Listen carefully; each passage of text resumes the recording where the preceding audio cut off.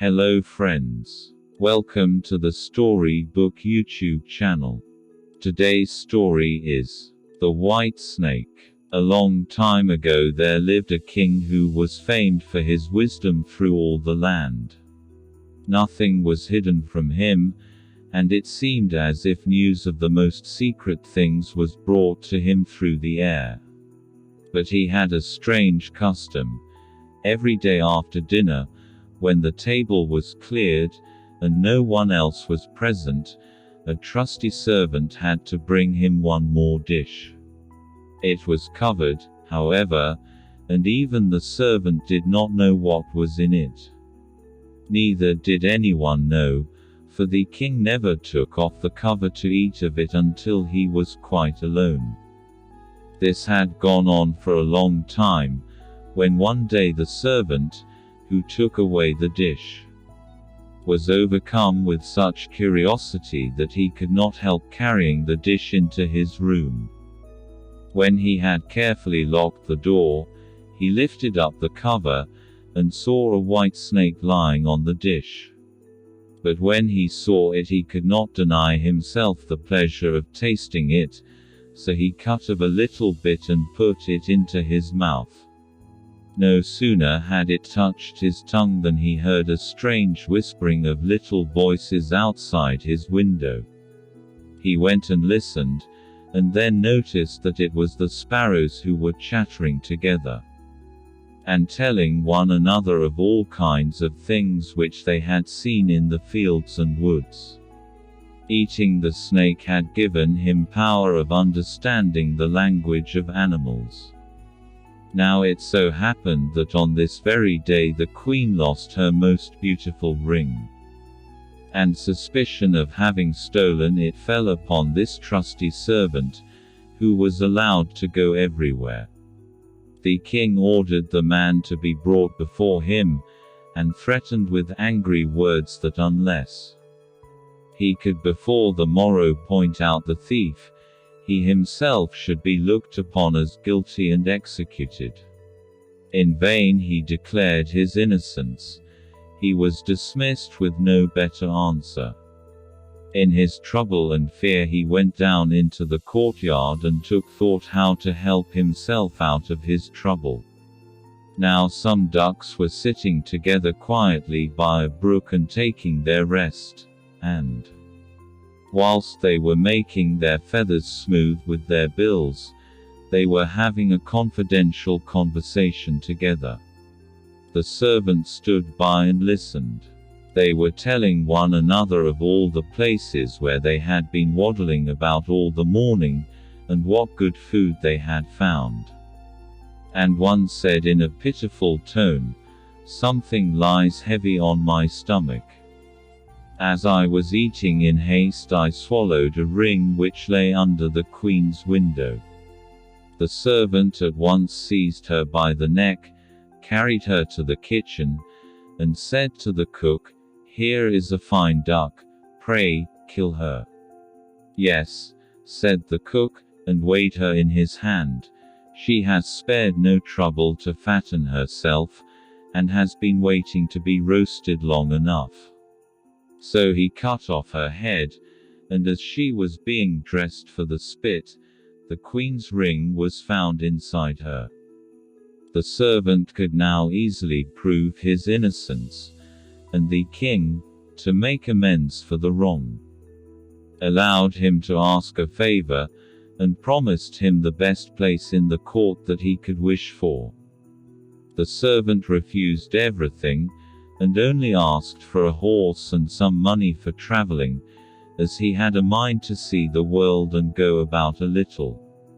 When his request was granted he set out on his way, and one day came to a pond, where he saw 3 fishes caught in the reeds and gasping for water.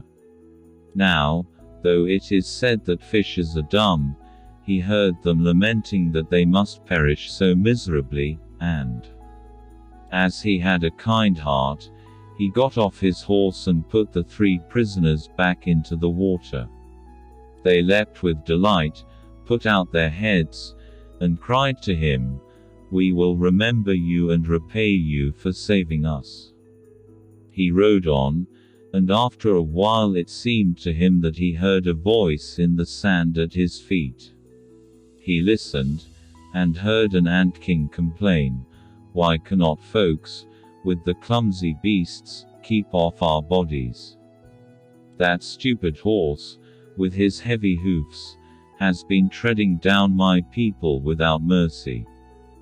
So he turned on to a side path, and the ant king cried out to him, "We will remember you, one good turn deserves another." The path led him into a wood, and there he saw 2 old ravens standing by their nest, and throwing out the young ones. "Out with you, you idle, good-for-nothing creatures," cried they. "We cannot find food for you any longer. You are big enough, and can provide for yourselves." But the poor young ravens lay upon the ground, flapping their wings, and crying, "Oh, what helpless chicks we are!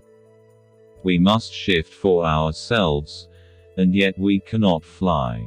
What can we do, but lie here and starve?" So the good young fellow alighted and killed his horse with his sword, and gave it to them for food.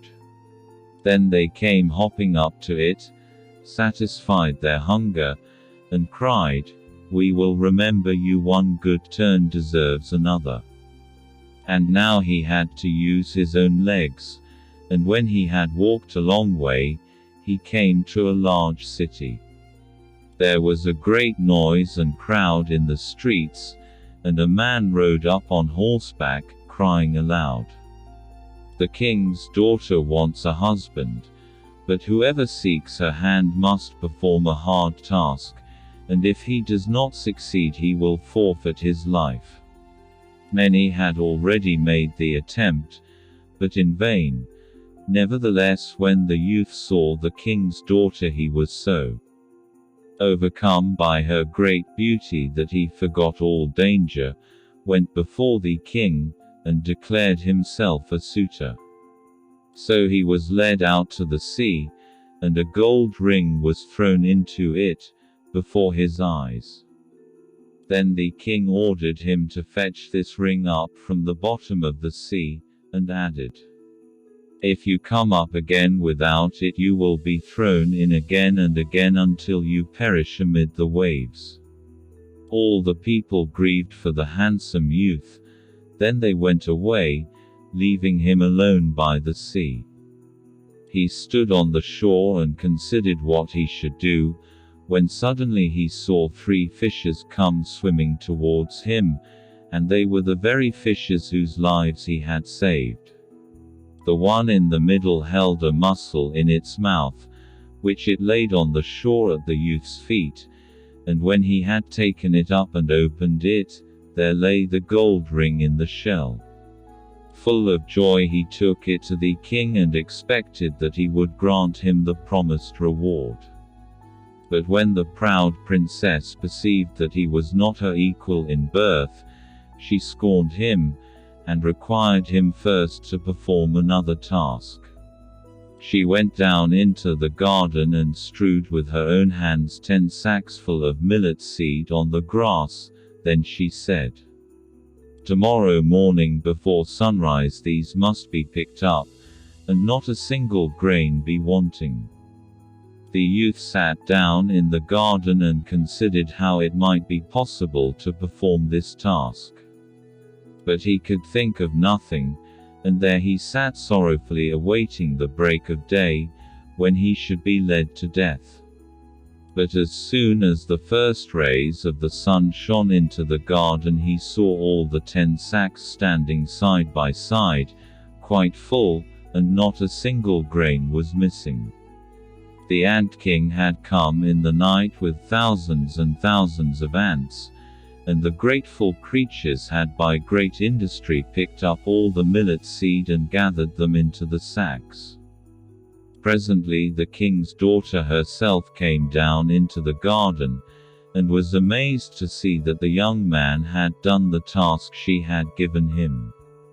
But she could not yet conquer her proud heart, and said, "Although he has performed both the tasks, he shall not be my husband until he had brought me an apple from the tree of life."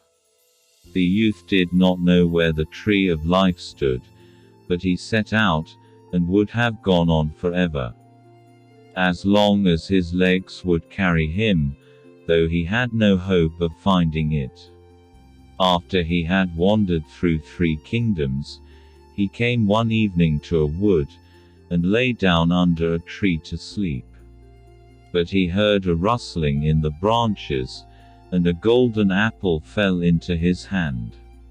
At the same time 3 ravens flew down to him, perched themselves upon his knee, and said, "We are the 3 young ravens whom you saved from starving, when we had grown big, and heard that you were seeking the golden apple. We flew over the sea to the end of the world, where the tree of life stands, and have brought you the apple." The youth, full of joy, set out homewards, and took the golden apple to the king's beautiful daughter, who had now no more excuses left to make. They cut the apple of life in 2 and ate it together, and then her heart became full of love for him, and they lived in undisturbed happiness to a great age.